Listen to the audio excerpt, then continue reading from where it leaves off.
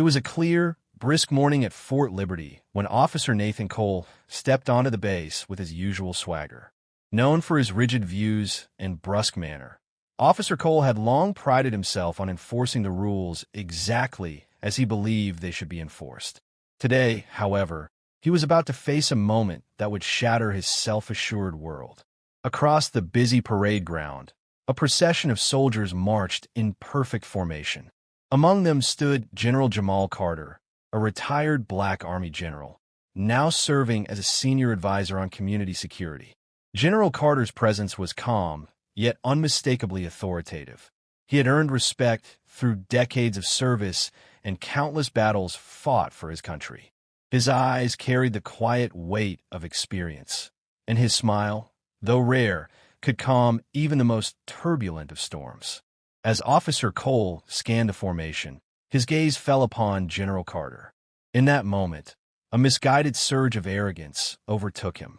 Convinced that his own ideas of respect and authority were superior, Officer Cole approached the general with a sneer. "You do not belong here," he spat, his voice low and threatening. Without warning, Cole drew his sidearm and aimed it at the general, his finger tightening on the trigger. The shocked murmur of the assembled crowd froze the moment in time. General Carter's eyes widened in disbelief, and a heavy silence fell over the parade ground. No one had expected a low-ranking officer to behave so recklessly in front of one of the nation's most respected figures. In that instant, the unthinkable happened. The officer's face contorted with a sudden realization that he had overstepped a boundary that he could never uncross. His heart pounded as he saw the resolute, unwavering look on General Carter's face, and he understood, too late, the magnitude of his error. This unexpected confrontation set the stage for a dramatic unfolding of events that would expose hidden truths and force every onlooker to reconsider what authority and respect truly meant. The tension in the air was electric, and the seeds of transformation had been sown in a single, shocking act. What began as an attempt to enforce a warped sense of order was about to evolve into a moment that would leave both the officer and everyone present questioning long-held beliefs. Before we go any further, subscribe to the channel and comment below where you are watching from. For our returning subscribers, thank you so much for your unwavering support. It truly means a lot to our community. Fort Liberty was more than a military base. It was a bastion of discipline and honor. A place where soldiers of every background stood shoulder to shoulder, united in purpose. The grounds were meticulously maintained, with rows of barracks, gleaming vehicles, and training fields that echoed with the sounds of drills and marching. Within this environment, the values of courage, loyalty, and respect were expected to prevail. Officer Nathan Cole had served at Fort Liberty for nearly 15 years. His uniform was always immaculate. His boots shined to perfection, and his gaze was cold and unyielding. Cole had built his reputation on a strict interpretation of duty, and he believed that any deviation from his narrow view of order was unacceptable. Unfortunately, his long-held biases had grown deep and unchecked over the years. His reputation among many was tainted by a tendency to view those who did not fit his idea of respect with disdain. In stark contrast, General Jamal Carter was a man whose life story was woven with honor and sacrifice. A black man who had risen through the ranks by sheer determination and exemplary service. General Carter had faced challenges that no one should ever have to face. He had fought battles on foreign soil, led troops with compassion and firmness, and had become a living symbol of progress and courage. Even in retirement, General Carter's presence was commanding. Now serving as a senior advisor at Fort Liberty, he had been invited to mentor the new generation and to help shape policies that honor diversity and fairness. The base itself was a reflection of the nation's commitment to progress. A modern installation with advanced training facilities and a diverse workforce that represented the country's melting pot. Yet beneath the orderly facade, some old attitudes lingered like shadows. In the quiet moments before the day's activities began, whispers of discontent and murmurs of outdated beliefs could still be heard among a few. It was in this environment that the confrontation between Officer Cole and General Carter was destined to occur. A clash not only of personalities, but of very different visions of what it meant to serve and protect. General Carter, dressed in a crisp blazer and an air of understated confidence, moved among his colleagues with a warmth that contrasted sharply with Officer Cole's rigid demeanor. His eyes held both the scars of past struggles and the hope of a better future, one where merit and humanity mattered more than shallow judgments. Meanwhile, the base buzzed with activity as soldiers prepared for drills and staff coordinated their daily tasks. In this setting, the stage was perfectly set for a dramatic confrontation. On one side stood an officer clinging to a bygone era of prejudice and intolerance. On the other stood a leader who had overcome obstacles through resilience and honor. The contrasting figures highlighted a broader struggle within the military, a fight between those who were willing to adapt and embrace change, and those who were trapped by outdated beliefs. The atmosphere was thick with anticipation, and every individual present could sense that this moment would have far-reaching implications for Fort Liberty and beyond. Officer Cole's initial act of aggression was just the beginning. As he maintained his aggressive stance, his voice rang out in accusatory tones, proclaiming that General Carter had violated protocols that, in his mind, were sacrosanct. "You do not understand how things are done here," he insisted, his words dripping with contempt. The general, however, remained unshaken. His eyes, calm and steady, did not waver even as the officer's baseless accusations grew louder. Around them, soldiers and staff exchanged uneasy glances. The tension in the air was palpable, and it was clear that many had witnessed similar incidents before, but none as dramatic as this. General Carter, with the weight of his years of service behind him, chose to respond not with anger, but with measured words. "Officer Cole, I have served this country with honor and integrity. I demand that you lower your weapon immediately," he stated, his voice calm yet resonant with authority. The crowd fell silent as Cole hesitated for a fraction of a second, a moment that revealed a crack in his facade. But instead of lowering his gun, he tried to justify his actions, claiming that he had noticed a threat. "I saw something that made me think you were not who you claimed to be," he sputtered, his eyes darting nervously. His explanation, vague and unconvincing, only deepened the suspicions among the onlookers. Whispers began to ripple through the crowd, and some soldiers took out their phones to record the incident. General Carter's calm response and unwavering dignity in the face of such unwarranted hostility sent shockwaves through the assembly. His calmness was not a sign of submission, but of controlled resolve, a silent challenge to the officer's baseless aggression. In that moment, it became clear that the situation was far more complex than a simple misjudgment.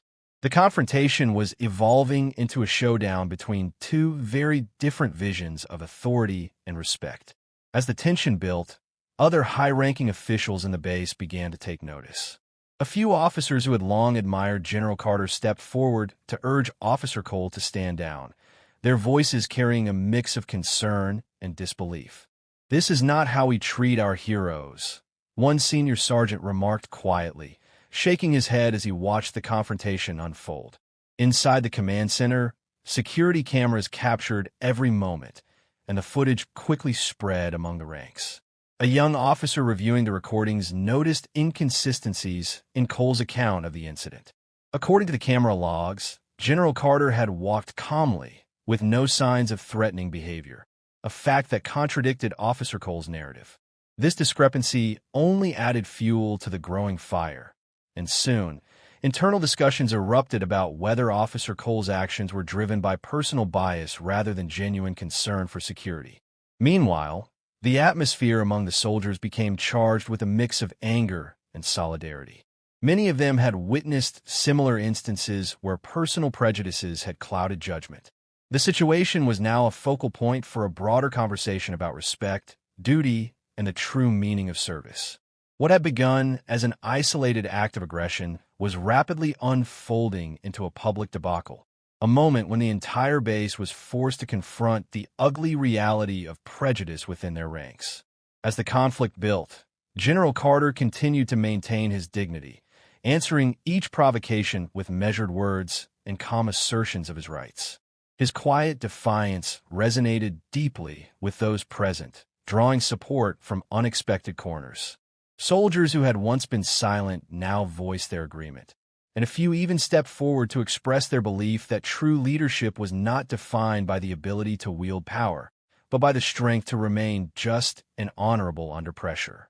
By the time the initial confrontation had simmered down, it was clear that the evidence was mounting against Officer Cole. The internal logs, eyewitness accounts, and even video footage all painted a picture of a man whose conduct was tainted by bias. The incident had grown from a personal vendetta into a systemic issue, a reminder that no one was above scrutiny, no matter how long they had served.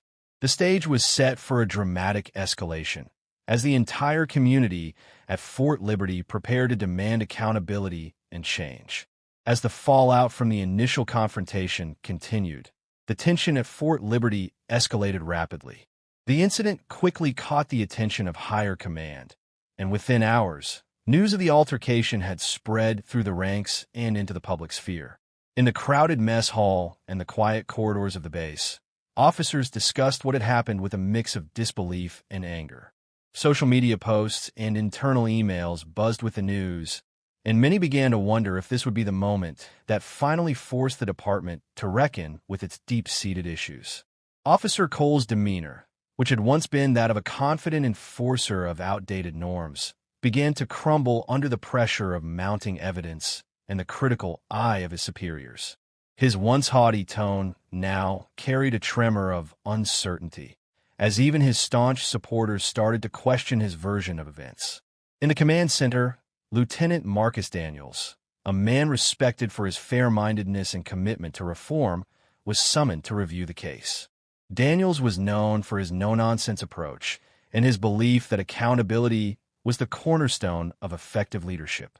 In a tense briefing with his senior officers, Lieutenant Daniels laid out the findings of the internal review. The video evidence clearly contradicts Officer Cole's account, he stated firmly. We have multiple records indicating that General Carter was not the threat you claimed he was. Instead, your actions appear to be driven by personal bias. His words, delivered with calm authority, sent a wave of shock through the gathered officers. The evidence had shifted the balance, and Daniels insisted that a thorough investigation must be conducted immediately. Meanwhile, General Carter, who had maintained his composure throughout the ordeal, continued to stand as a pillar of strength. In a quiet moment away from the public eye, he spoke with a group of fellow officers. I have dedicated my life to serving this country, he said softly, and I have seen firsthand what prejudice can do. Today is not just about one man's error. It is about our collective duty to uphold the truth. His words resonated with those who had long feared that bias was allowed to fester unchecked. The situation grew even more volatile when a young reporter, stationed at the base for a local news channel, managed to capture a series of interviews with several soldiers who had witnessed the incident. Their testimonies, recorded on a smartphone, painted a damning picture of Officer Cole's behavior.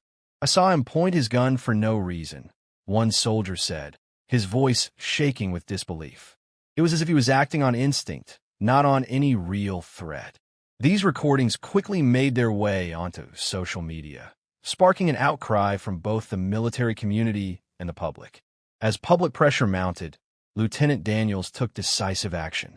He called for a press conference at the base, where he announced that Officer Cole would be placed on administrative leave pending a full investigation into his conduct. The announcement was met with applause from many in the audience, and it marked a significant turning point in the unfolding drama. Daniels made it clear that the department would no longer tolerate actions rooted in prejudice, and that every officer was expected to abide by the principles of fairness and accountability. In the days that followed, internal meetings were held, and further evidence of Officer Cole's past behavior came to light. Records showed that similar incidents had occurred and that complaints had been made in the past, but none had been thoroughly investigated until now. The realization that this was part of a larger pattern ignited a fire of reform within the department. Officers who had previously been reluctant to speak up began to share their experiences, and a quiet but powerful movement for change emerged. Throughout this period, General Carter's quiet dignity remained a beacon of hope. His calm presence and unwavering commitment to justice inspired many, and his reputation only grew stronger in the face of adversity. In contrast, Officer Cole's image was rapidly deteriorating as every new piece of evidence chipped away at the facade he had so carefully maintained. By the time Lieutenant Daniels concluded his briefing, the atmosphere at Fort Liberty had transformed completely. The incident was no longer seen as an isolated act of misconduct. It had become a rallying cry for accountability and reform. The rising tension had reached a boiling point, and it was clear that the entire community was now demanding a system that truly honored the principles of justice and equality. The defining moment arrived during a follow-up assembly held in the main auditorium of Fort Liberty. The room was packed with soldiers, officers, and community members, all eager to hear the final verdict on the controversial incident. Lieutenant Daniels took the stage, his expression calm but resolute, and began to speak. After a thorough review of all evidence, it is clear that Officer Cole's actions were not justified by any legitimate threat. His behavior was driven by personal bias, and that bias has no place in our institution. The words echoed across the silent room, and for a long moment, there was no reply. Then, from the back of the hall, a murmur of agreement rose like a tide. Daniels continued, "Effective immediately, Officer Cole is relieved of his duties pending a full internal investigation. This decision is not only about one incident, but about upholding the values that we hold dear as a community." At that moment, the tension that had gripped the auditorium seemed to lift slightly. The General Jamal Carter, who had been sitting quietly in the front row, stood up. His presence commanded respect, and his eyes locked onto Officer Cole with a look that was both stern and compassionate. "I have served this country long enough to know that true leadership is earned through honor, not through intimidation," General Carter said, his voice steady. "Let this be a lesson to all of us. We must hold ourselves accountable for our actions." The turning point was complete. The declaration sent a shockwave through the crowd. Officer Cole, now visibly shaken, could only stand in silence, his earlier bravado stripped away by the weight of the verdict. The room erupted in a mixture of relieved applause and somber nods of approval. In that moment, the scales of justice had been definitively tipped, and a new era of accountability was set in motion at Fort Liberty. General Carter's intervention, coupled with Lieutenant Daniels' decisive action, had transformed what began as an act of blatant racism into a powerful statement against prejudice. The evidence, meticulously reviewed and unequivocal, left no room for doubt. No one was above the law, and every officer was accountable for their actions. The impact of this moment was profound, not just for the individuals involved, but for the entire community of Fort Liberty and beyond. In the days following the explosive assembly, Fort Liberty experienced a palpable shift in atmosphere. The removal of Officer Cole from active duty and the sweeping internal review initiated by Lieutenant Daniels quickly became the talk of the base. News of the incident spread rapidly through military channels and local media, igniting discussions about reform, accountability, and the importance of unbiased leadership. General Jamal Carter, who had become the unexpected hero of the day, continued to work quietly with his colleagues and superiors. He was invited to lead training sessions focused on cultural sensitivity, ethical behavior, and the importance of holding every individual to the highest standards of integrity. His calm demeanor and principled stance resonated deeply with everyone, and he soon became a symbol of the positive change that was possible even in institutions steeped in tradition. Lieutenant Daniels, determined to see lasting change, spearheaded a comprehensive review of departmental practices at Fort Liberty. New policies were implemented, including mandatory sensitivity training for all officers and stricter oversight of disciplinary actions. Daniels made it clear that any behavior rooted in bias would be met with swift and decisive action. His efforts were widely praised by both his peers and the community, and they signaled a new commitment to fairness and justice. For Malik Johnson, whose earlier ordeal had sparked a wave of public support, the experience became a turning point. Though he had faced unjust scrutiny, he emerged from the incident with his dignity intact and his resolve strengthened. Malik began speaking out about his experience, using his platform to advocate for systemic change and to encourage others to stand up against injustice. His quiet strength inspired many and helped to bridge the divide between those who had long been marginalized and the institutions that were meant to serve them. Officer Cole, now under investigation, was left to reflect on the consequences of his actions.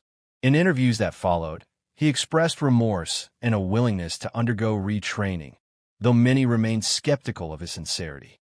His case served as a stark reminder that unchecked bias can lead to devastating consequences, and that even those in positions of authority must be held accountable. The community at Fort Liberty, once fractured by suspicion and anger, began to come together in the spirit of renewal. Town hall meetings and community forums were organized, providing residents with a platform to voice their concerns and to demand continued reform. The base, which had been the setting for an act of blatant prejudice, was slowly transformed into a beacon of accountability and hope. In one final community gathering held at the base's central courtyard, Lieutenant Daniels addressed the assembled crowd. "Today we have witnessed a turning point," he said, his voice both firm and hopeful. "We have seen that even in the face of deep-seated prejudice, the truth will always prevail.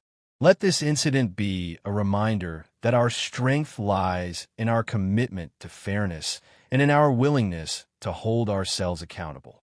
His words were met with applause and nods of approval from everyone present. As the sun set over Fort Liberty, casting long shadows across the courtyard, the atmosphere was one of cautious optimism. The painful lessons of the day had sparked meaningful change, and the promise of a fairer future seemed within reach. For Malik Johnson and General Carter, the day had proven that even the most entrenched biases could be challenged. And for the community as a whole, it was a reminder that progress was possible when truth and accountability were given the space to shine. Northwood International, once a stage for an act of unwarranted aggression, now stood as a symbol of resilience and reform. The journey from conflict to resolution had been long and fraught with tension, but it had ultimately paved the way for a future where every person, regardless of background, was treated with dignity and respect.